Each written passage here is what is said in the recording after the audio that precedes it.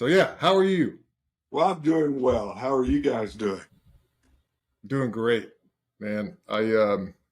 This last year has been just like so good in so many different ways, and I'm really excited to get you on here today and pick your brain on some stuff because some of the things I think I got figured out, but you know how that goes. When you think you got something figured out, you don't have it figured out, right? So Right, right. for the group today, this is my high school football coach. His name is Jerry Vance. Um, he wasn't just the high school football coach, he was the athletic director, and he was my linebacker coach. All right, so position coach. So that was awesome. A Central Texas high school football legend.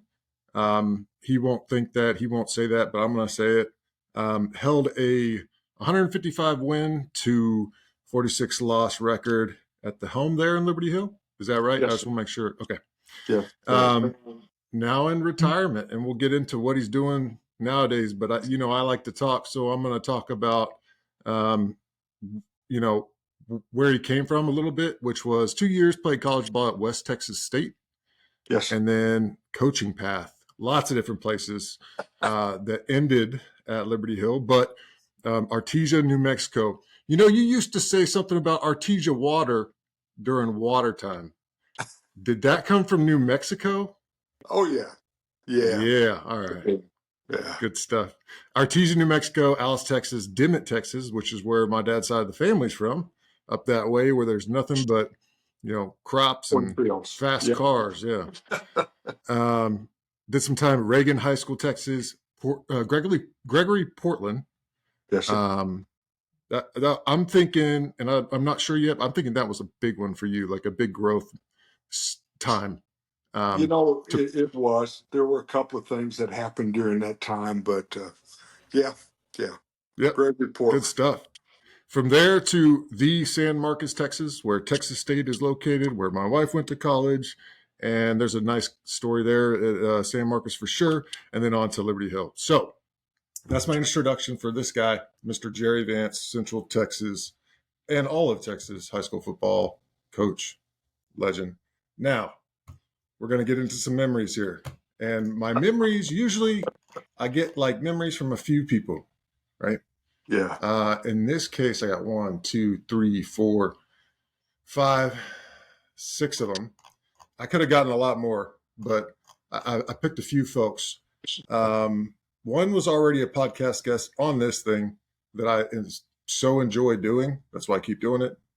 One was Dexter Hansen. He's episode number 48 guest.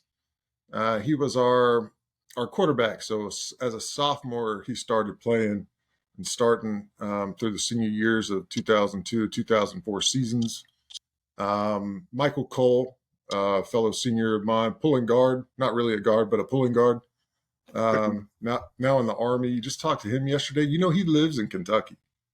I didn't know that either. That's another benefit of this thing. It forces me to reach out to people. So Jehovah Cruz, a lineman, always loved Jehovah.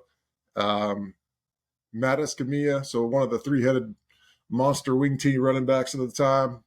He was a junior when I was a senior. So, and his brother, Drew Escamilla, got some stuff from him. Senior when I was a sophomore. And the last one, Ty Winstead, I think he played quarterback for a year. And then, in your wisdom, you shifted him over to fullback and let him take that rage out on a little bit of folks. Also played DB, so both ways. Drew, both ways. So let's start with Dexter's memories of Coach Jerry Vance. A great memory was just being there to see Coach Vance come into Liberty Hill and completely change the culture with his passion for the game. He made the entire town believe that we can play with anyone and created one of the top sustaining football programs in the state. I say programs, cultures. I will never forget the look on Coach's face after winning his first state title. I was so proud for him and officially put LH on the map. And then he had a question for you. And there's a theme here throughout some of these memories. This is one of them. What did the Liberty Hill administration say to you after we had our first competition day. We had a few guys get roughed up. Well, nobody said anything. They really didn't. Amen. I I know that was a little bit of a shock to the community to do something like that. Uh, but the administration was fantastic. I mean, Awesome. they backed us and let us do what we needed to do to further the program along. Uh, and I can't say enough about Dr. Andrews. I mean, superintendent was just, and Mr. West. They might have come by and said, there's somebody might have said something, but nobody really got upset about it. So That's no, awesome. they let us do what we needed to do. That's great. I say it's a theme because almost every single one of them brought up the off season, the competition day. And the great thing about the memories and why I spend so much time on them is those are the things that stood out in the person's mind, right? So that was a good time, while Yeah. it may have been tough. But there's also, all stories are usually around something like that, right? So Right. that's great. Let's see. With that question, those events, we called them, and I don't have them all, but I remember the ones that were fun. And one was called the Free for All 40. So for the group, imagine a 40-yard dash. Well, you think you start on your back, laying down, two people side by side, and whoever wins the race, it doesn't matter what it takes to win, i.e. stand up and start boxing, do whatever, trip, just to win, right? Right. That was one of them. The other one was called Two Dogs, One Bone. So let your imagination, go there. And then one was a one-legged, weak arm boxing event. Rooster fight. There we go. Rooster there fight. We go. Yeah. Rooster fight. Last memory from Dex. He said, we won a lot of games, but I never got to kiss the other team's cheerleaders. Not my fault. So for the group, Coach Vance said something about, we're going to go over there and beat them up and then kiss the other team's cheerleaders after the game. So, yeah. Yeah. All right. But when you on win, to the it's next up to you to go kiss the cheerleaders, not me. Yeah. Extreme ownership right there. Michael Cole. So another fellow senior of mine, small town. Before Coach Vance gets there, Michael Cole's one of my buddies growing up through the ranks. And there's not a whole lot of them that had that small town from kindergarten all the way up to graduation. Right. He was one of them. And that pulling guard, he's in the Army now. He's about to get his physician's assistant certification in the Army. So when he transitions, he's armed and ready to go. So a standout memory for him was one of your quotes at halftime at a Maynard game. And this one also comes up on 3 different other people's memories. You know what I'm talking about. I do. Which actually aired on Friday Football Fever, the highlight films. And it was, this is the part where we hang them from the goalpost, slit their throats, watch them bleed to death or something like that. Something right? Bleed out. Yeah. This is what I'll do. I'll go through the rest of the memories, and everybody has their own version of it, which is important to read. So that was his version. Okay. Next one after. Go ahead.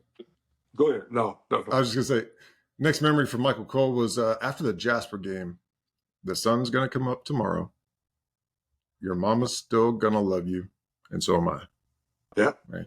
And for the group, during my senior year, we had Jasper was our last game.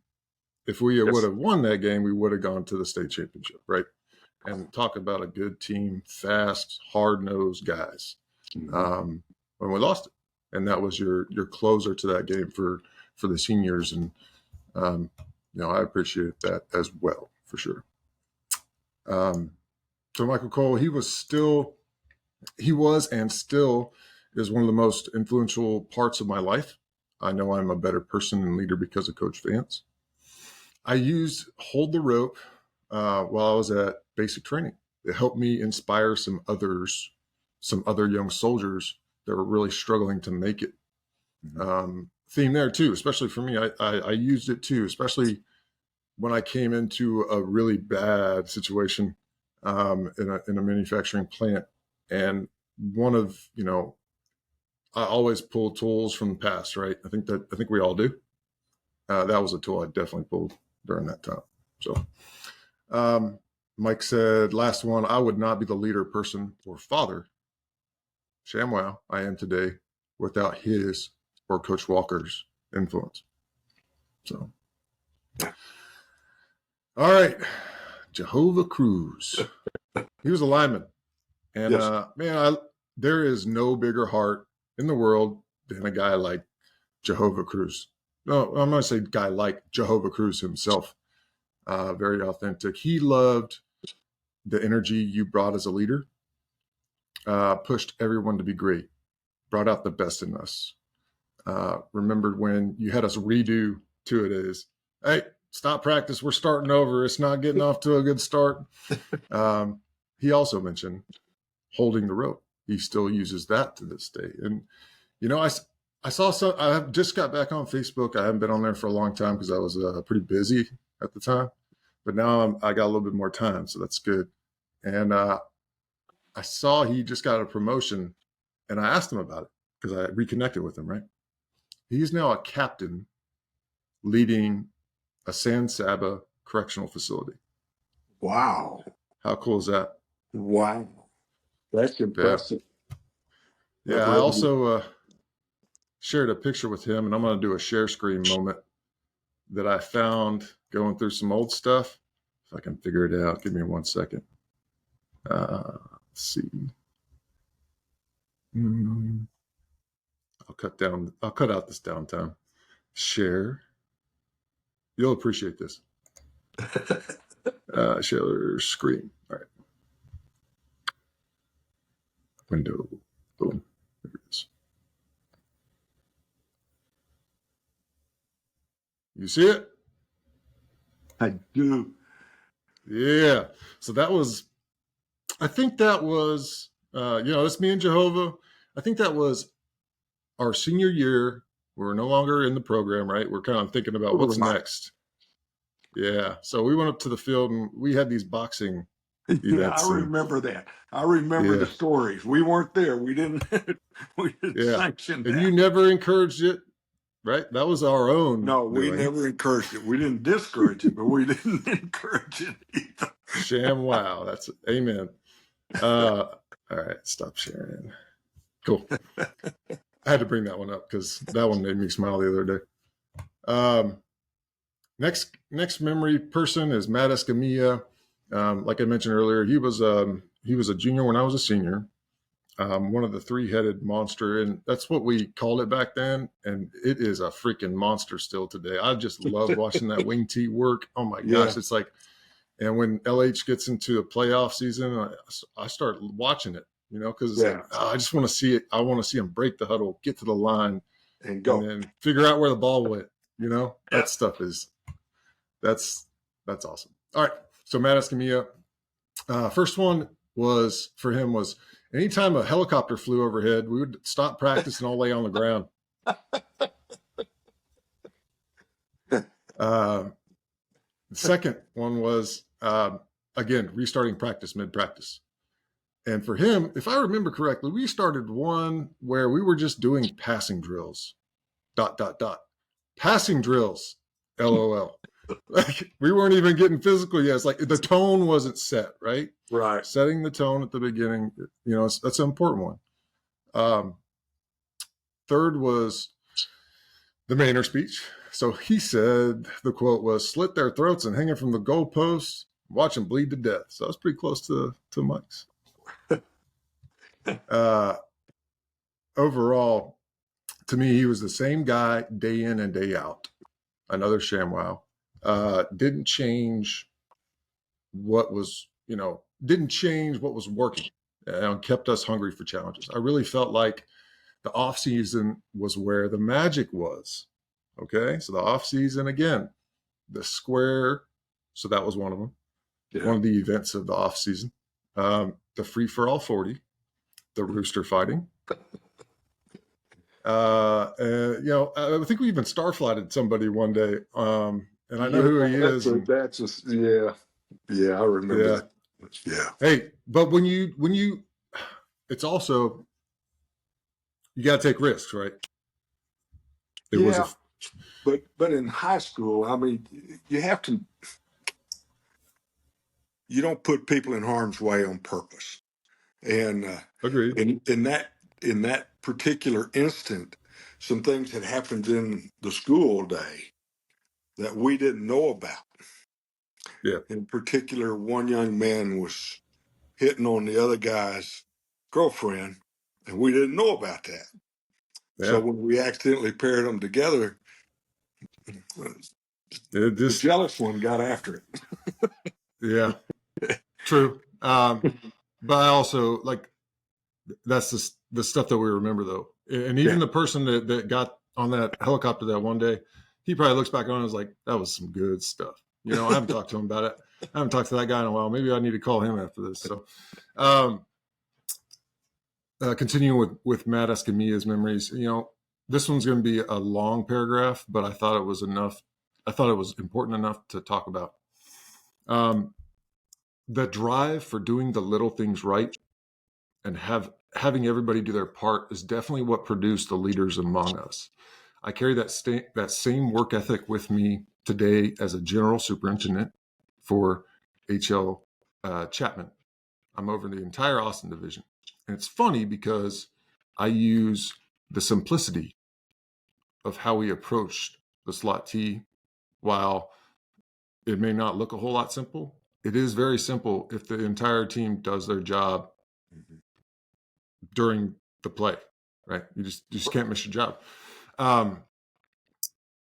And for him, he says, we get paid on machines running. There's a lot of misdirection on the job site where these machines can run and stay productive. But the key to it is making sure everyone is doing their part down to the little details, and we win every time. So, and then there's Walker, who played a big part, if not a, greater for the work ethic piece of it. If you weren't doing it to his standard, he would show you he wanted it. No pads, no helmet, no concerns other than just doing it right, full speed. Right. They both played a vital part in my future success in life. Was, a little young to really understand that at the time, but how great those two were. Luckily, I retained it the right way to get things done. Last one from him is one more memory. Him taking the time to call me into his office. He would help tutor me in math. Right? Mm-hmm. So here's the AD, um, football coach, head coach, and position coach, and whatever else we don't know about, pulling in a guy to tutor him on some math Mm-hmm. in his busyness of the day. And that is a key ShamWow moment, I think, as well. So, all right. We are 18 minutes into it. We're doing pretty good with the amount of memories we got here. Okay. So last two they're the two seniors when we were sophomores. Okay. So you come into Liberty Hill. It's a crap program, 2-8 record.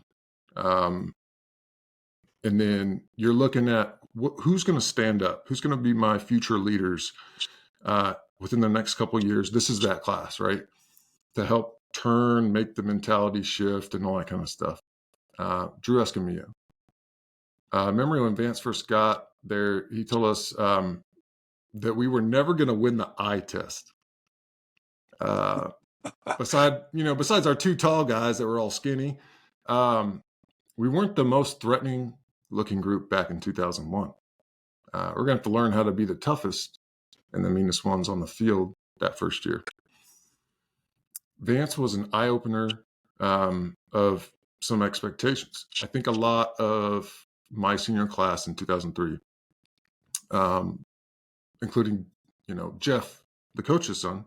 So you had a son in that same class, which was an inside linebacker right next to me. Good mentor. We'll get there.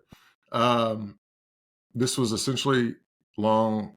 The key to that was the essentially long football offseason prep. All right. So back to the off season, Yeah. the preparation. By the time spring came around from off season, the first real introduction and indoctrination to the LH off season was going to be, all those drills, the competition day when we got out on the field and competed against each other to really kind of grow and get out of that comfort zone.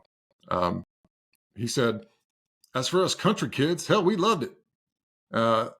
We got to essentially have fun and knocking the snot out of each other in the process. Our senior year, we had already started to develop the mentality Coach was wanting. Scrappy. We don't give a crap who you are. We're going to punch you in the mouth and make you like it. Or not. That's on you. That year was the first year Liberty Hill won 10 games in a while. And we had a crazy 9-0 versus a 9-0 team versus Burnett. And goodness gracious, Burnett was good back then. They had two guys that were just killers. They both went into, college, Texas A&M for one, University of Texas for the other. One went to the league. I think they both went to the league. They both went to the league. So Burnett's powerhouse back then was led by a guy named Stephen McGee as the quarterback, and Jordan Shipley. Jordan Shipley's dad was the coach.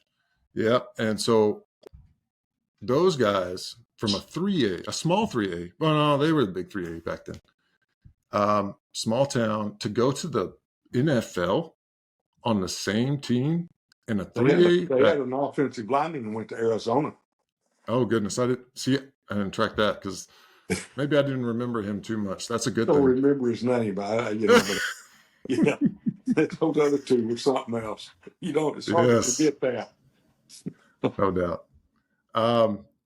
So we go into that 9-0 versus 9-0 game versus Burnett. It didn't happen the way we planned it out, but man, that's a great place to play. That was a fun place to be at the time, right? Yeah. He said, the stands were full. We were, that 2-8 team 2 years later, 9-0 versus Burnett, that sends a few folks to the league. There were, we were packed. It was at Liberty Hill. We were packed stadium. They were about 3 deep around the fence, if you'll remember. I do. We couldn't hardly get to the dressing room. Yes, that's what it's all about. Yeah. The band was playing, helicopters flying around. It's the only pregame, walk through where, we got the news stations in the small town that used to be a junk program. That was awesome. And for Coach Vance, he gave us a letter and a coin as we left, and I still have both. So that was Drew. Last one, and then we'll get to your story at 23 minutes into this thing. Normally my memory section is like 15 minutes max. So for some perspective. So Ty Winstead. So Ty's another one that, and Drew as well, but grew up through the same town from kindergarten all the way up to graduation. He and this is, I think, very valued today. Probably can't talk about it as much on a normal scale today, but Coach Vance was no bullshit. Right. All right. No cliche, as maybe past coaches for Ty had been. He took over a dog crap 2-8 program, went 5-5 with less talented team than a year before. And then after that, took it to a 10-2 year, then improved on that every single year. He was also great at hiring coaches. His staffs were strong. One of my favorite memories was when we opened his year 2, my senior year, with Caldwell at home. We'd already run out of the tunnel. We were huddled up on the sideline. While he's talking to us, Caldwell's all huddled up on their side, and they started woofing and hollering and jumping, and just being loud, obnoxious, and like all that good stuff that you see at football games. Yeah. And for his experience in the past, like that was like valued a little bit, but Coach Vance stops talking to us during that moment, turns around, looks over there, maybe like 30 seconds, turns back to us and says, "Well, they sure are loud." Um, we all busted out laughing, and collectively we relaxed and proceeded, and then we kicked their ass. So he never got talking about you. He never got too high or too low. He was real good about keeping things in perspective. That's a good example. But he kept us, calm all the time because, and this is me talking. This is not Ty. That is a powerful skill set as a leader, I think. And that was a good takeaway for me as well, because you're going to get that. You can get that whooping and hollering. And it's not just on a football field. You can get that whooping and hollering everywhere you're going to go. Yeah. I think that's a good confidence builder too, especially under a leader like that. So good sham morale there. You having fun yet? I'm loving it. Me too. I knew it was going to be a good episode when I started doing this, or since we started talking about it. So I like slowly started taking some notes on it. But when those memories came in, and I had to ask you for that extra hour before we started, yeah, it's popping. Let's go. All right. So a few more memories from Ty, and then we get into your story. And that is, he always emphasized, talking about you, that we didn't have to help the other team up. Spend our energy on something else. Yep.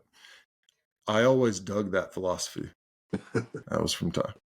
He also told us, I'm sure this was a common battle cry that he used, that we were going to hang the opposition from the goalposts and slit their throats and watch them bleed to death. So the third one. So when I asked people about their memories, yeah, it was good. That's a good memory, I think. It's hard for people to comprehend how crappy the culture was before he got there. There was so much losing, and players didn't even care. It took some cojones to take that job. I knew we had a man's man at the helm when Jerry Vance showed up in Liberty Hill. So, there's a lot of stories that go behind that too. Awesome. I'd been coaching a number of years when I got that Liberty Hill job, and I'd always promised myself I would never apply for another job twice, and I never would take a job in May because you had, get everything ready to go. And Liberty Hill broke both of those rules because I had applied for Liberty Hill when previous coach got the job. And then it didn't come open again until mid-spring, and when I was in San Marcos. I applied again, and fortunately was blessed to get the job. So, maybe it's destiny, whatever you want to call, but everything does in fact happen for a reason. Amen, brother. Great. So yeah, that's the end of the memory section. It was a long one. It was worth it. So I don't have any, reservation on not saying all that stuff. But this is where I turn it over to you. And Coach Jerry Vance, tell us where he came from. Tell us your story. Oh man, I grew up in the southeast New Mexico in the oil field. I was an oil field kid. Nice. I guess work ethic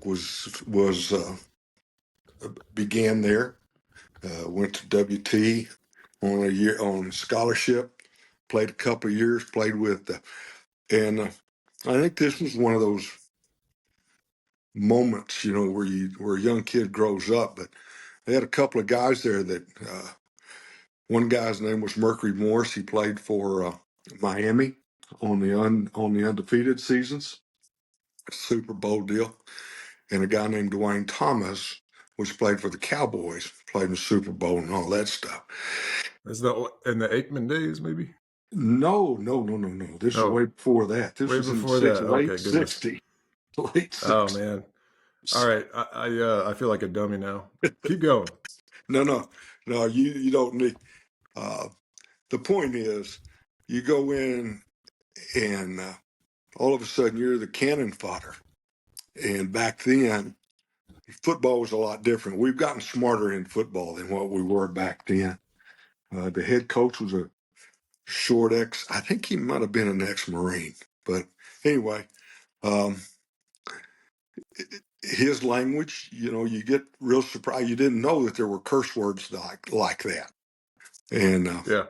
so between being cannon fodder for, all pro people, you grow up. So that was one of the starts. Finished My up.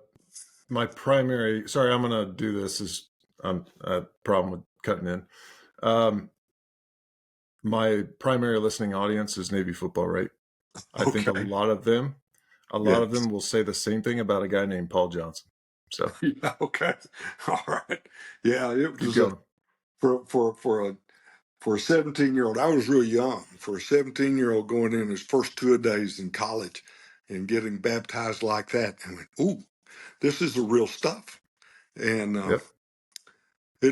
it was a great maturing time for me. Uh, my first job was in Amarillo at a junior high. Second job was in Artesia, New Mexico, uh, for a guy named L.G. Henderson. And there's a long backstory to Coach Henderson. Um, but he was one of those guys that mentor you, if you want to call it. I learned how to coach. He was in New Mexico. He was one of those uh, fathers of the offense. He had been running something like it since the early 50s. In fact, the program that we ran, the offense kind of started back in the 40s in a little town called Phillips, Texas, up in the Panhandle.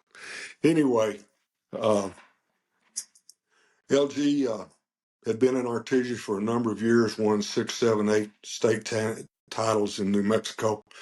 Um, he took the job in Alice, Texas. So I go from Artesia to Alice, and he took me and another guy. Shame on.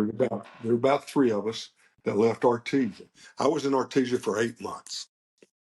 Packed up, me and another guy, our families, our wives. We both moved. We moved in the same U-Haul down to Alice.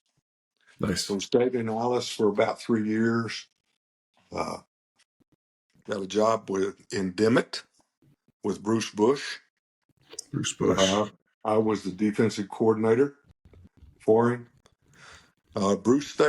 Bruce had been at Port Neches Groves and won a state championship there with Doug Etheridge, and that was his. And Dimmitt was his first job. So, and Doug and L.G. Henderson had worked together in the Panhandle and with at Phillips. So it's kind of a long, convoluted circle, you know, of these people. Yeah. Anyways, Dimmitt, um, Bruce left and went to Livingston, and I got the head job in Dimmitt for a couple of years. And, they're growing up experiences. And Dimmitt is one of those places.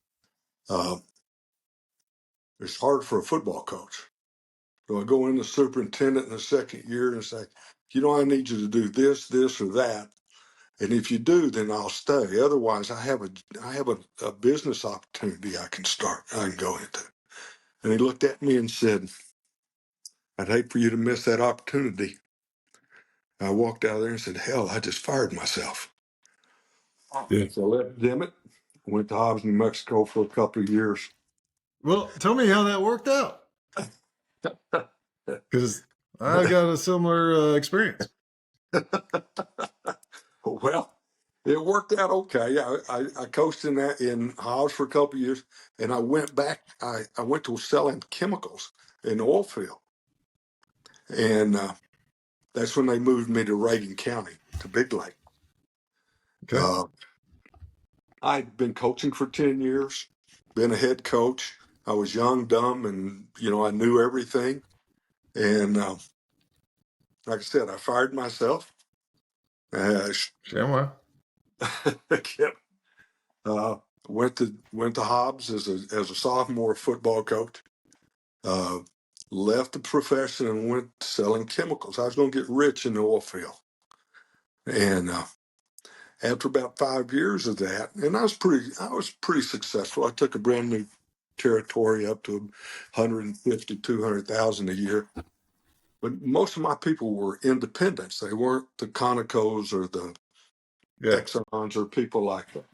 And I got to looking and watching, and my independents were starting to sell their oil wells off. Something's up. Anyway, so I got back into coaching in Reagan County, coaching junior high. I coached seventh grade girls basketball and football. So 7 years before, I was a head coach. Now I'm coaching junior high again. Yeah. And one of the best times I ever had in my life. It was great. Yes.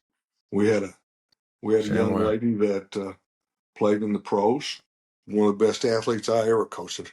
And had a call from Bruce. Bruce at that time had just taken the Gregory Portland job. And when I was in Alice, Gregory Portland was the place to be. I mean, if you could get on there, that was, a guy named So Ray. Bruce was the head coach of Gregory Portland, right? When he brought you in, and you become, I think, the defensive coordinator there. Well, no, I wasn't. I went in as a linebacker coach. Okay, awesome. And he had a defensive coordinator that he brought with him from Alice. He had been at Alice, and he brought Tim with him. Tim stayed 2 years and got a head job, and that's when Bruce moved me into the defensive coordinator's position. Gotcha. Portland was a great place. You learned how to coach kids and love them. You had to be hard on them. They expected to be hard. I mean, Coach Akins had been an old Marine. His grandson is Drew Brees. So that's a fun fact. Those kids were expected to be coached and be coached hard. And that's what we did. The whole season that we all ran, we instituted there in Portland. And we were all putting in things to it.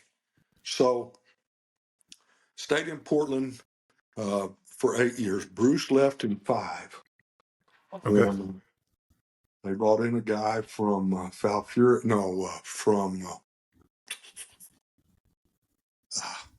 somewhere, can't remember now. Anyway,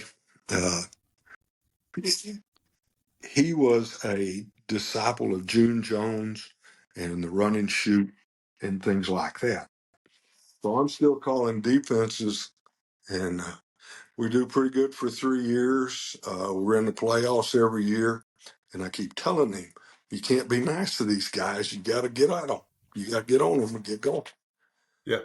And the year I moved to San Marcos, that year was my oldest son's junior year, and we played Waco University in the regional finals. And I looked at a film for about 5 minutes, and I walked into head coach's office and I said, "You got to change your offense. I can't stop this kid.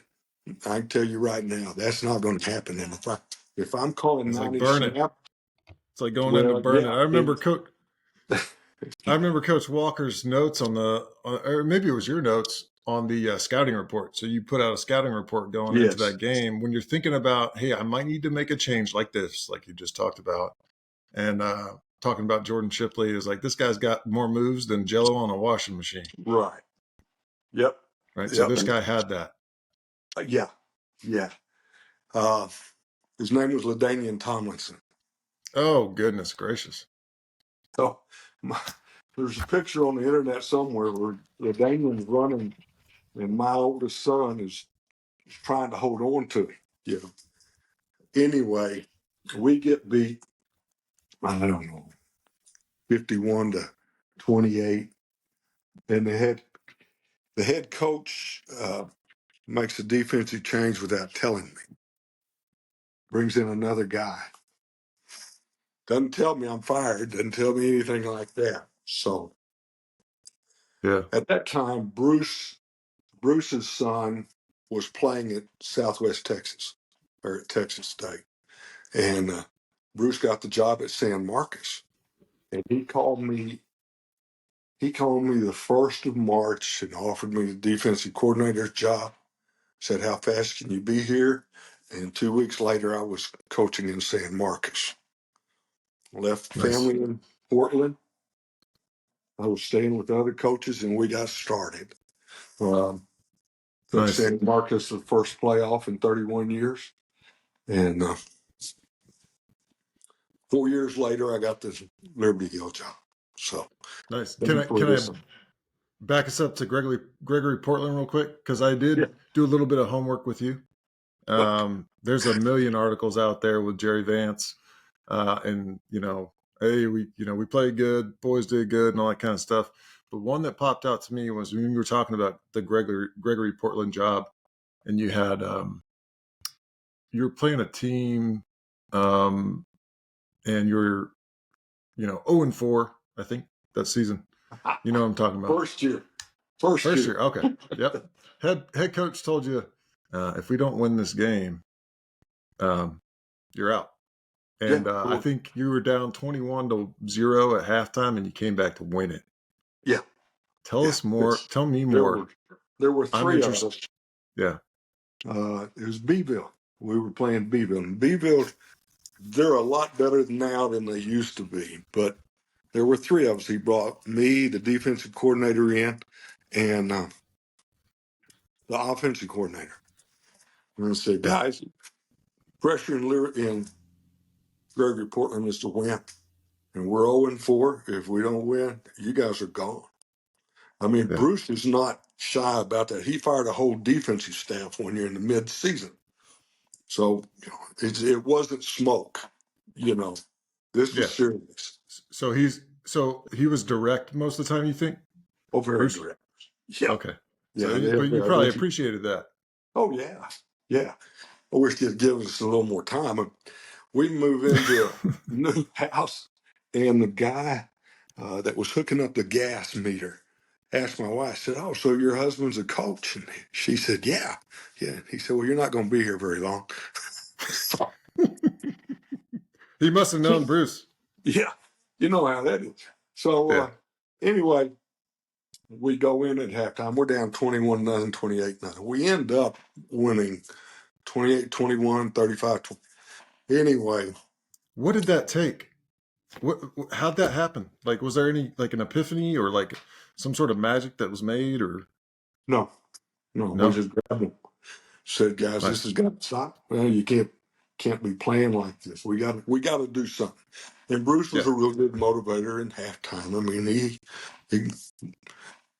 kicked some trash cans and Did he hit ever some. hang the opposition at the No, goalpost, slit their throats? no, Okay. no. I'll tell All you right. the story on that one too. The Yes. rational. Anyway, uh, we get it turned around, and that year we played in the Astrodome in the semifinals. Awesome. We go start from 0-4 and play in the semifinals in the Astrodome against A&M Consolidated. We get beat, not bad, but we got beat. Anyway, Portland, we played in the semifinals one more time before Bruce left. Always playing in the regional finals. Um, That's kind of the standard. yeah, Yeah, Yeah. yeah. People didn't come out to watch until you're two games deep. But anyway, so That's what I that's do with Liberty Hill now. It's like as soon as it starts hitting the little app, as soon yeah, as it starts getting big, I'll watch it. yeah, Yep. yeah, Yep. yeah. The other story, you know, Liberty Hill is a big deer hunting country. You know, Yeah. everybody. I miss I it. mean, when we go to play Lano early on, if the stands were empty, because it was always the end of this when it's deer season, we knew we were going to win because nobody was there to watch them. You know, the kids were wanting to go deer hunt. Yeah. And what do you do when you kill a deer? You string him up and bleed him out, right? Yep. Yep. So that was in the back of my mind. And the team we were playing was ranked number one in the state when we played them. I And we did not know hadn't done, that. we Or maybe were, I forgot. Yeah. yeah, we were, but we were running the ball. They didn't like us hitting them in the mouth. And we just kept going, kept going. And that was my thought pattern then was don't let up. And the most graphic thing I could think of was deer hunting. Nice. And just bring them up, let's go, finish it off. Gotcha. Uh, which we did. I mean, it ended up being one of those 70 something to nothing games. And they Yeah. quit. They quit trying to tackle us, and we're just running the basic stuff, just 234 fullback Keep it dive, keep it just simple. and There's so I'm gonna tie into my Navy football brothers right now. I know there's a okay, lot of frustration on just keep it simple. Do the yeah, basics, right? You're trying to get all flashy and then things are getting bad. And anyways, yeah, keep going. yeah. I think coaches, high school coaches, college coaches, pro coaches, they make the game a lot more complicated than it is. You know, Yeah. it's really a And we base. If you probably think about it, it's a basic. It's a pretty simple game. You yeah. got 8 gaps to fill up, and you just got to go. One of the things that I really appreciate about my new company is they do that. They keep it simple. And Good. I've never really seen that before in business. I was like, this is a good place to be because when the time arises, when you have to go to the head coach and say, "Hey, we need to change up the offense. We need to change up the defense for this one team that Mm-hmm. we're about to play," and you're Yeah. able to do that because you got the basics mastered. Right. That's the powerful stuff. It's not mastering the complexity. It's mastering the basics and being prepared to flex to whatever Right. is needed. Because if you have the basics down, you can, in whatever it is, uh, when it does come to that time to make change, you can make it, or when you have to adapt to overcome, you can make that adaptation without missing a beat.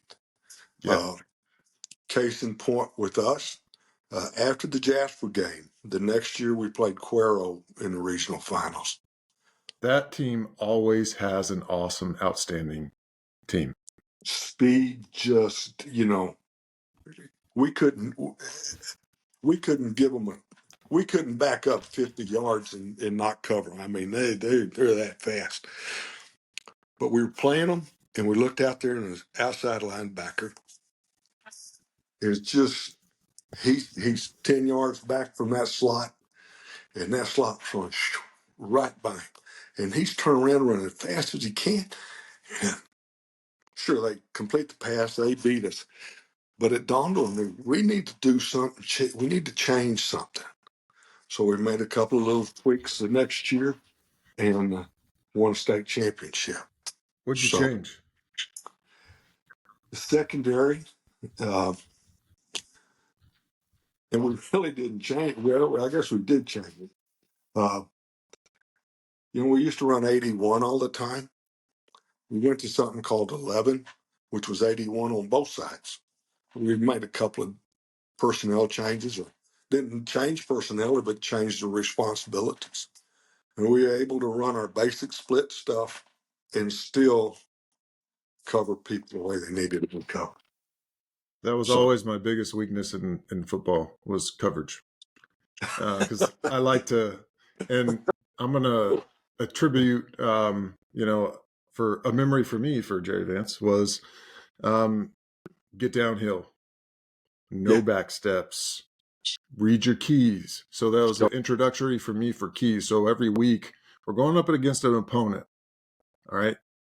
If you study that opponent, there are a few things you can, out of a way of habit, right? So mhm. habits is a human thing, and that team has a habit of doing this on this play in this formation, whatever.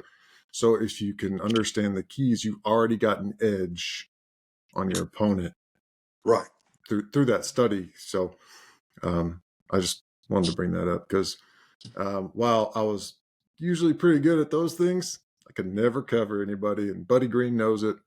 Um, yeah, he would tell me every single time coming off that field. Every time I got pulled, it was because of a coverage play, and I Yeah. could never figure that out. Those guys are so dang fast.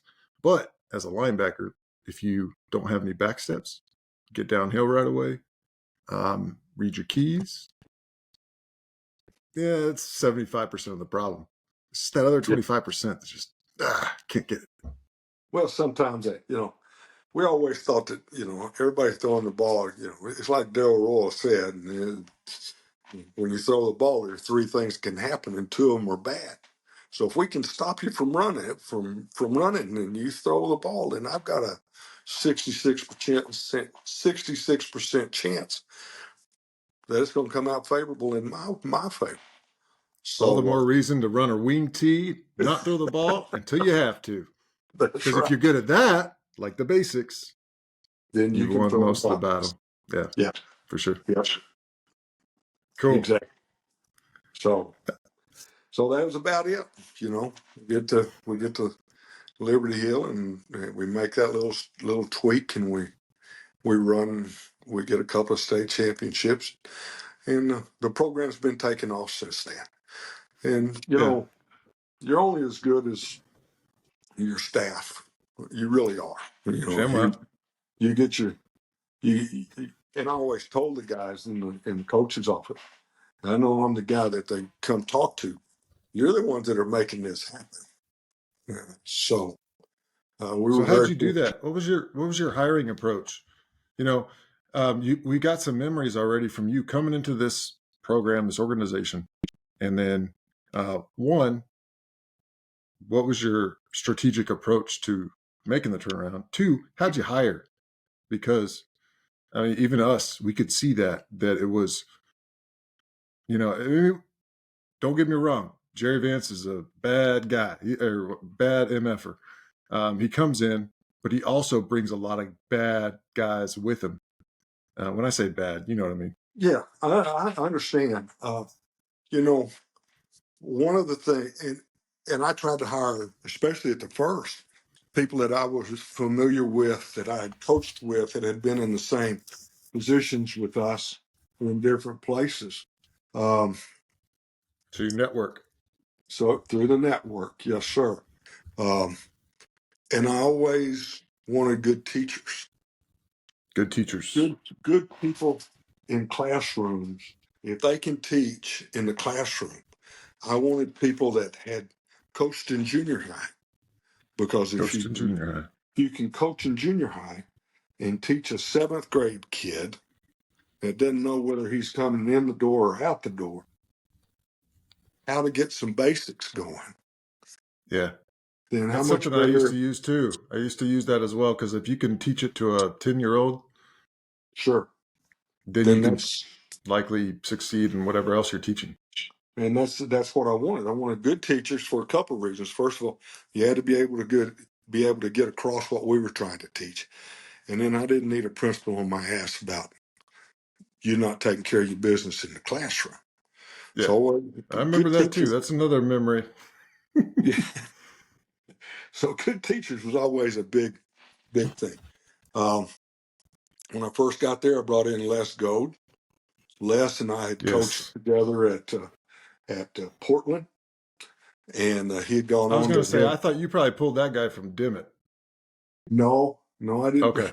They All were right. all they all moved on coaching baseball or basketball or something, but no, uh, no. Les came with me from Gregory, Portland. He had gotten out, was head coach at Kennedy Southwest in San Antonio, but I didn't have anybody else that knew the offense as well as I did that could run it, because I knew I was going to be doing the defense.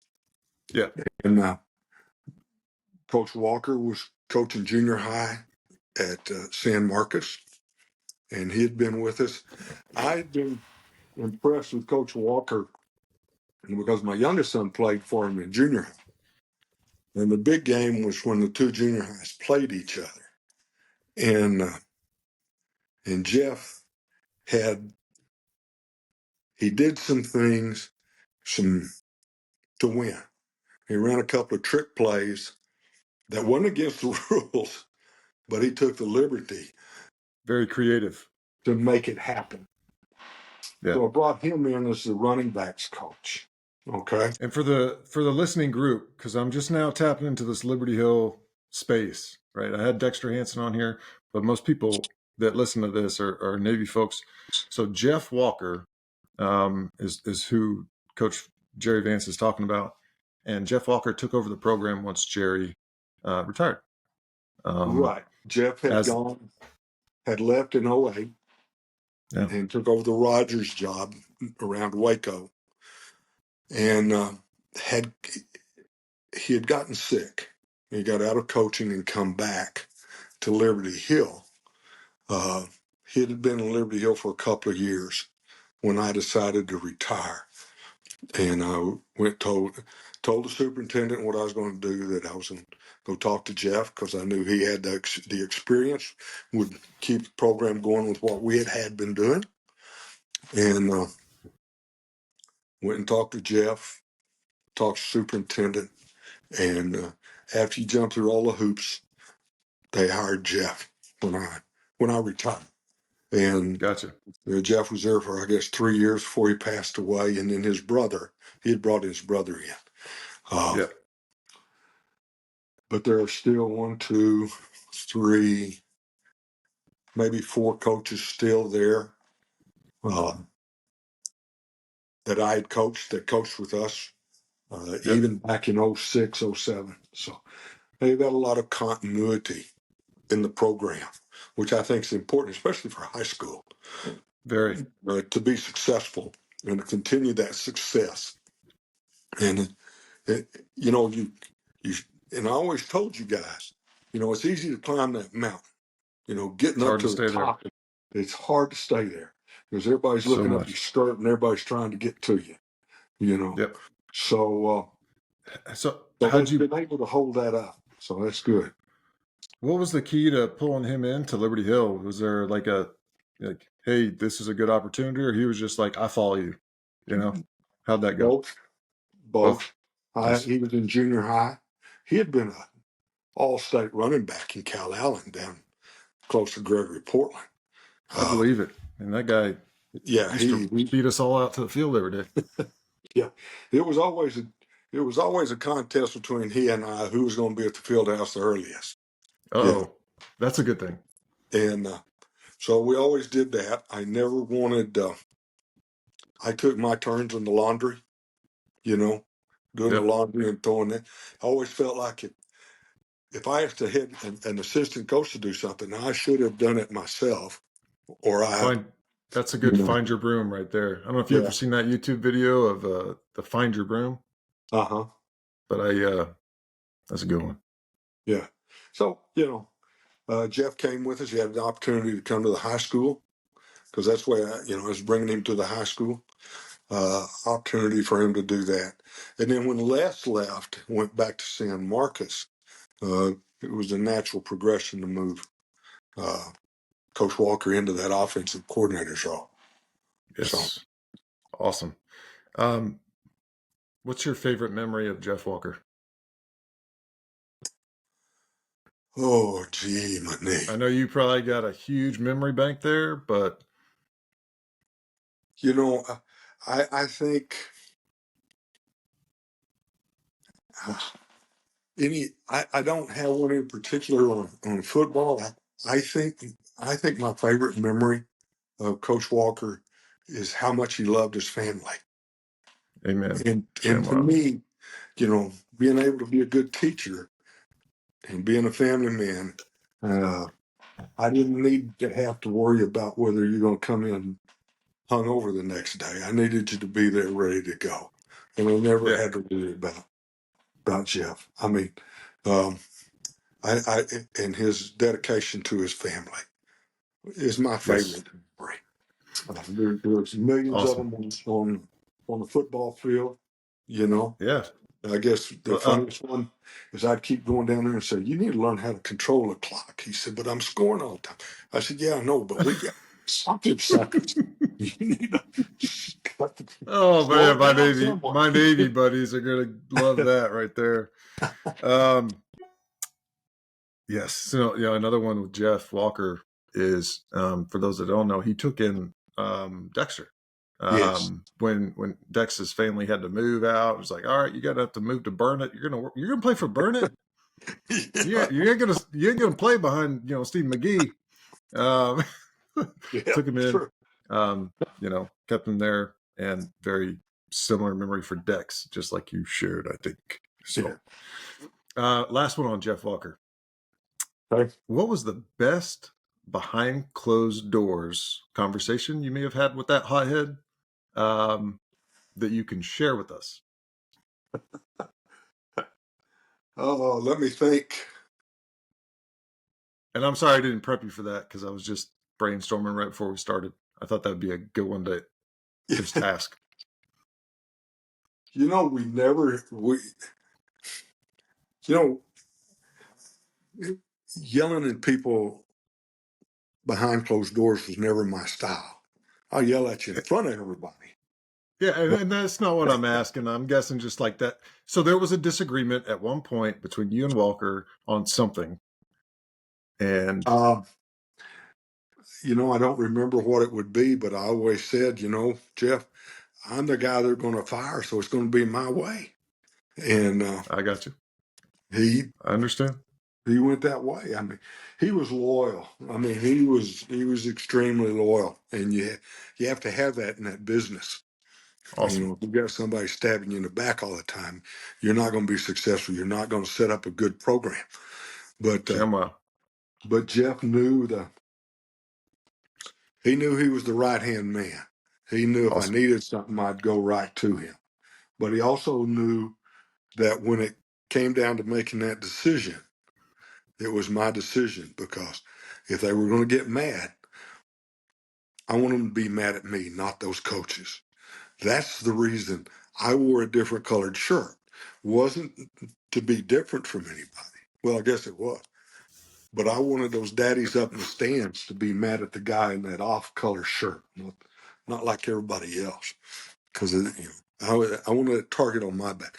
You come talk to me. Don't talk to my coaches. Don't talk. Shamwow. So, Good stuff. but Jeff knew that, and that's I appreciate that. I appreciated the loyalty, and I appreciated but he knew too that I had his back too. So That's awesome. And he left a pretty amazing legacy wherever he went. So yes, he did. that's pretty good. All right, let's liven this thing up again. You still fishing? I know one of your hobbies was fishing. Well, I haven't been in a while. My old fishing buddies all we're getting all old, all our parts are falling apart. I Uh, got you. but yeah, I have a fishing trip planned for the John Day River up in Oregon in May Awesome. to fish. It's a trophy smallmouth uh, Those are great. river. I found them in Kentucky. I've never caught one until I got to Kentucky. Yeah, they're fun. Uh, Um, whereabouts in Oregon? John Day enters into the Columbia. It's up by the Dalles, Dalles. We'll be putting in Fossil, Oregon, Okay. which is it's really in the kind of central northeast. It's not on the coast. It's right at the foothills, I guess, of the mountains Uh, there's a national fossil park or monument there. But the John Day used to be one of the last navigable rivers in Oregon. So, Nice. but it enters into the Columbia. Awesome. I just finished up the series 1883. I don't know if you've ever Uh-huh. seen it, No. but it's about the Oregon Trail and Oh yeah. the history of that. It's the prequel to the Yellowstone John Dutton thing. Oh yeah. It's about his dad, Yeah. and you know Yeah. that whole Oregon and the really the West Coast and the North. And I've been to Washington because I had a aunt and uncle that lived there for a while, and I did a Hmm. trip up there. I'm not a big fan of Washington, but I'm a big fan of that Oregon Trail and especially the history behind it. Yeah. So My oldest son lived in Bend. In fact, my oldest granddaughter was born in Oregon. Uh, awesome, when she was, in fact, I missed a couple of days of 2 days to be up there when she was born. But I awesome, had taken a jar full of Texas dirt with the pecans and bluebonnet seeds and some other things. So he put that under the bed, and so she was born over Texas. She was born in awesome. Oregon, but over I Texas. was gonna say you probably didn't try and plant those up there. It's not gonna grow. No, no, but when he lived there, he lived on the Deschutes River. We fished a lot of Deschutes and up there in that part for the 4 or 5 years that he stayed there. So Nice, yeah, love that country. good stuff. Um, all right, so best people you ever worked for. Um, who were maybe one or two standout leaders for you going through your process? There were probably three. Um, Okay. L.G. Henderson, we started with another coach. Coach and I, he gave a we're so old. We started out with 16 millimeter film. Yep. So he gives us a job. He Actually, said, I "Go actually ahead." just got a machine to try and run some of that old film of my uncle that rode bulls back in the day, and I Yeah, finally got it working, and man, it was expensive back then. It probably wouldn't have been as expensive as it is now because of the no. scarcity of it. But yeah, He told us to break this film down, so we started on the film, and the dang projector broke. We didn't know what to do. We're looking at each other, I had to and get two about 30, projectors of these things, so 30 or I 40 feel you. minutes later, the head coach comes in, and Coach Henderson says, "What did you get it done?" He says, "No, the projector's finished." He said, "Well, why in the hell didn't you fix it? We don't want to make it worse." He said, "It's already broke. How are you going to make it worse?" So I learned from him. There's Okay, lots of things you learn from. A guy named Ronnie Rieger in Big Lake. He went on to coach at Midland High and Midland Lee then.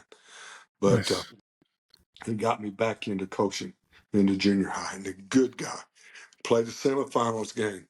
Scouted for him uh, when I was in coaching junior high. They played in the semifinals game. Um, and then Bruce. Bruce and I go back. There's not very many people that can say they stayed with Bruce for 12, 13 years and went back to work for him 3 times. He was why hard is on coaches. that? He was hard on coaches. He really Okay, was. but he But drew you back, like yeah, you appreciated that. yeah, we had some kind of bond. I didn't. In fact, uh, he went with us down to the Amazon fishing, and we've been to Canada a couple of times fishing together. So it's just kind Nice, of, I don't know, we kind of meshed. And like I said, I knew he was the head coach, and he knew that I was defense coordinator. He respected what I did. He didn't come tell me what to do. I mean, I had a pretty good gig when I was a defense coordinator. I had 5 coaches working for me. I didn't have to worry about girls' athletics or parents or anybody else because Bruce take care of all that. yeah. So, But he yeah. probably taught you a lot about that along the way. Oh, yeah. Yeah. I think about his interaction with other coaches, watching him, and with coaches on his own staff, putting together a program. Uh, where to start putting together a program, offense, defense, kicking game, off season, uh, and how to appreciate the people working on your fields and your janitors Yes. and those people, because they're the backbone of what you do. Yep. I mean, Liberty Hill had some people working on those fields that were phenomenal. Our fields were always great. And that little old stadium, that was one of the best grass fields you'll ever see. Yeah. So you always appreciate those. Yeah. That's And the stadium that I flashed the picture of me and Jehovah yeah, with. the old stadium. No The longer old stadium. getting the wear and tear Yeah, that anymore. was, I had interviewed for a lot of different jobs at different times in my careers. And one of the last things I did when I left was I'd go by the stadium and I'd walk out on the stadium and I'd just see if I'd get a feel for it. But that's the one where the ghosts felt good. All those people that had played, they just had that place where we could build a program and do what we Like, wanted this to is do. why it's worth it type of feel. Yes. Yeah, for sure. Yeah. Kind of silly, I know, but No, it's not. It's not silly at all. It's actually, I think, magical. I think it's where you find your genius, when you find that room, when you walk the field, when you kind of something I thought about getting into was like, how do you use, because I've used it and I'm trying to think like, am I using it too much or not? Is how do you use nostalgia to find motivation, or how do you use nostalgia to overcome a certain obstacle? well, you learn from the past. You Yeah, learn from the past. The problem is, I think a lot of people live in the past, gotcha. and Uncle Rico. Yeah, I think you learn from it. It's like when we changed the secondary up a little bit. We had used what we had done in the past and made it better. yeah, We didn't stay with that, and it had been good to us, but yeah. we wanted to make that next step. And I think about other things with Bruce in the past that I brought forward to our program in Liberty Hill. Nice. Just how, again, like how you interact and how you read other coaches, uh, how you interact with the coaches on your staff, both male and female, because both of them are important. And how you make every kid feel important. I know in Portland, the golf team was going to the regional golf match, and Bruce grabbed me, and we went out to the bus to shake their hand and say, "Hey, go get them, go win." And I think that was important you learn how to make everybody feel important, no matter what, if they're in your sport or not, they're important. And he helped me do that. So Awesome. How do you read other coaches? You talk about, so when you said that, I was thinking, all right, Coach Vance on the sideline, looking across the field at the other team. Was there a good win that stuck out in your there's mind? there I think And I'm that not trying time. to bash other coaches. My No, intent no. here is like to pull that, like, oh, that was a good win out of you. Well, when I say how to read other coaches, a lot of that is when you interact with them, not on the field, because dynamics change so much when you get into a game. Yeah, Shama. But I would watch, and one of the things when we scouted, I wanted to know when they come off the field, are they being coached, or are the coaches turning their back and Hung yelling? up on something And else. Yeah, yeah, are they over there talking to them about how to get better and how to make changes, or I got you. are they just watching, or are they just screaming and yelling instead of coaching? I got you. Okay. So more so So you on read that. who do I want on my team type of deal. Yes. Hmm. Yeah, I Right. got you. Right. Cool. All right, I think we hit the mentors. I think those three were good ones, especially Bruce. Yeah. Um, so on the topic of staying humble, and I already mentioned to you, like that's my biggest problem. I would also say it's probably a big problem for a lot of people. They just don't either recognize it, know it, or whatever. But once you recognize it, and you can try and stay into that mode of recognizing it, it's very powerful. How do you stay humble? Because here's a guy that goes through, wins, turns a program around, and be like, all right, I made it to the top. How do you, like you said, It's stay easy. on top? It's How's easy. that? Easy. I remember the 1 and 9s and the 0 and 10s in Alice when we were first starting.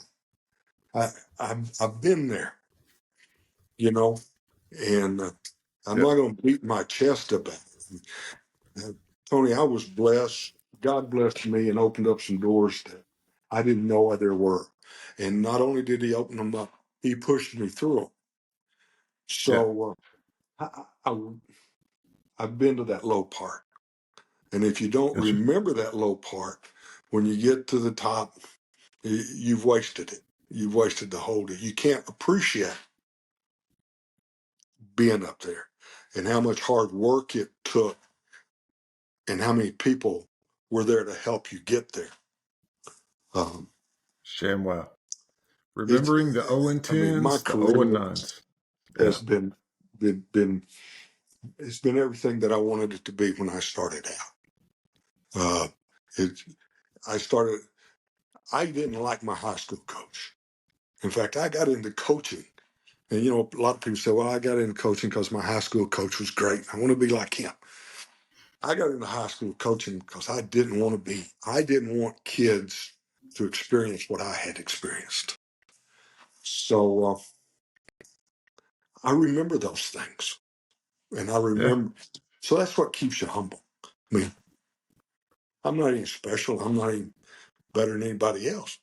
Uh, and I made some conscious choices to be where I was. I had a chance to go into a doctorate program and become a superintendent. I wasn't through coaching kids. yeah. And so, It's funny you say that because I'm going through a little bit of that. I'm over that hump, but I'm now recognizing it. You know, those yeah, 0 and 10 seasons, and I'm not talking about just working. I'm just talking about a lot of things, and um, it's just a good reminder. So thanks for that. yeah, I With that, if you could go back and tell your younger self to do something different, would you do anything different, or would you let it no, ride? no, I'd agree. I would no. absolutely agree. You got to Mm, let it ride. You got to yeah, experience it, right? yeah, you learn from so many things as you grow. And if you change it, what's that going to make me when I get now to here? Yeah. Uh, like I said, I've been incredibly blessed. I've been married for 53 years to the same lady and raised two great kids and had a great career in high school. I still have football players that get in contact with me and still touch base. And Awesome. I think my high school team, there's nobody, I guess there's one or two other guys that I have been in contact with. And that was back in 1967, 60. We just don't get together. But I can talk to my players, whether it be Yeah. Liberty Hill primarily, but there are players from San Marcos and Portland that I still have had contact with. So, Well, hopefully, after we publish this episode, you'll get a few more of those. I can guarantee it will happen. Um, so, with that, in that theme, how do you remain self-aware, other than remembering the 0 and 10 seasons, the 0 and 9s, to keep yourself on that path that you envision? I don't dwell on that.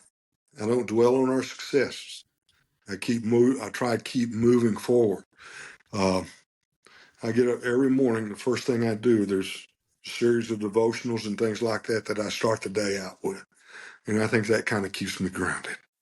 Nice. So, like I said, I don't dwell on. I have some happy memories, and in the study here, I have pictures of the state teams and helmets. I got 4 helmets that both my boys wore. So, Nice. those are kind of things that I kind of keep me grounded. I walk by and look at them and say, yeah, that was pretty neat. Keep walking. And I got that feather in my I hat for keep the reading day. my sign from Vince Lombardi, about Yes. be a Yes. champion all the time. You got to win all the time. You can't do it just on the field. You got to do it in life. You were a So big Vince Lombardi guy. I was, It seemed like whenever Coach Vance had his time to talk about something with the team, yeah, the reference was back to Vince Lombardi. right. And a lot of people don't remember who Vince Lombardi was. But when I was growing up, he was one of the most influential uh, coaches in the NFL. Uh, coached for Green Bay, won the first 2 Super Bowls. I mean, and I liked his approach. I grew up liking his approach, and I have my sister-in-law gave me a big poster of him. I have a couple of books that I used when I was coaching uh, that had schemes, offensive, defensive schemes that you look at and say, yeah, I could use that. I could help that. So yeah, he was a big. Never met him in my life. I wish I had him, but Yeah.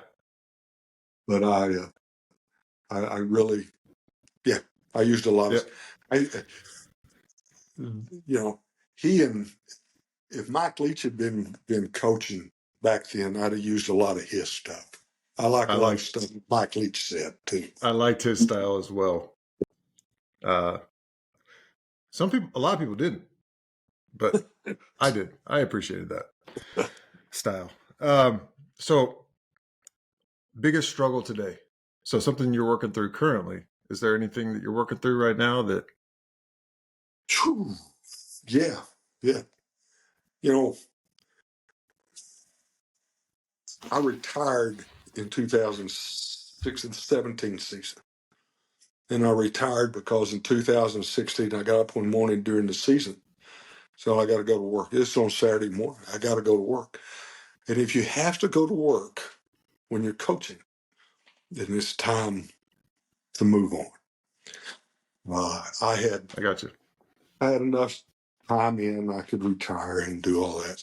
So I did. And I thought, well, yeah, I'll do this, do that, and work at the house and stuff. Spend more time with the grandkids. My dad had passed away. Mom had moved up, so I'd have more time to take care of her and that kind of thing, which happened, you know. But now that she has passed away, and we've moved to Wimberley, believe it or not. Dexter told me that. I didn't want to bring it up because I didn't want to throw a few jokes out there, but you did. So So yeah, we moved to Wimberley. The granddaughters are here, and we did it specifically because I didn't want to. I got tired of driving 2 hours through Austin traffic. yeah, Anyway, so we're here. Um, so working through things. Friday nights and football season, I still get depressed when football season's over. yeah, Uh, Trying to find things to occupy my time. Uh, it's something I have to work through. So I got you. always, No, always looking for something, and I've gotten to where I look at it and say, "Well, I'm retired. I don't have to do that." nice. So I'll get to it sooner or later, and I need to get to where I get to it then. No, that's a good thing. That's a good thing. I think if that's the struggle, and man, really awesome conversation so far. I've got the last one I need to ask you, and that is, what is your price of admission? I don't think I've paid it yet. I like it. you know, I I don't think I've paid that price yet. Uh, I've been through some things, but not like some people that I've been through, been with, known. coached.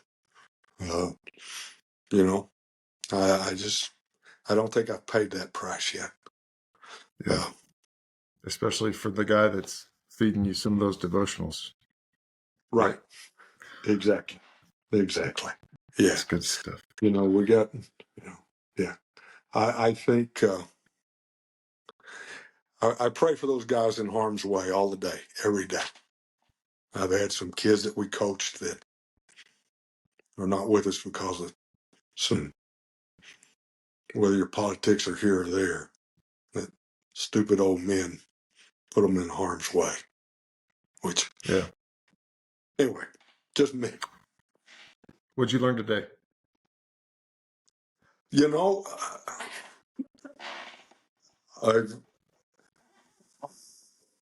I've enjoyed going in depth with some of these with your questions, and thinking back, I've exercised my mind because a lot of those memories I kind of went, I don't want to think of that anymore. you bring them up, and yeah, okay, yeah. So you That's good. exercising your mind, and thinking back to those things. That's a good thing. That's a good thing. Good. Reliving them and having fun with it. You just can't take yourself too seriously. And Yes. And that's a good Jeff Vance remembrance for me. It was like he always knew, like he was kind of goofy. kind of stopped on me here. I was just gonna say that's a good Jeff Vance thing for me. Was he was always kind of goofy, but when he had to flip that switch, he could flip it.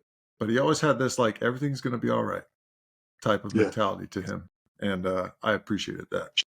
Yeah. One last one, I wrote it down on the side note, is there was a thing that you used to do that I've experimented with throughout the course of my career. And that is, you used to say good morning all day. Good You'd morning, say good son. morning. You used to say good morning in the afternoon. Hey, good morning. Oh, all the time. Yeah. I got you. I Where'd that understand come this. from? Okay. When I went into sales, one of the requirements is that you had to read the book for, How to Win Friends and Influence People. Okay.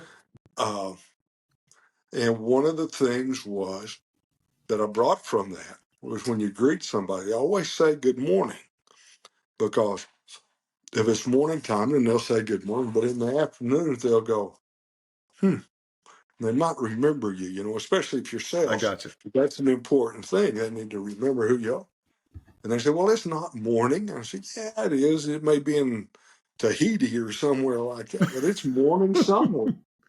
Oh, man. And That's the every best time you closure. say good morning, they always smile.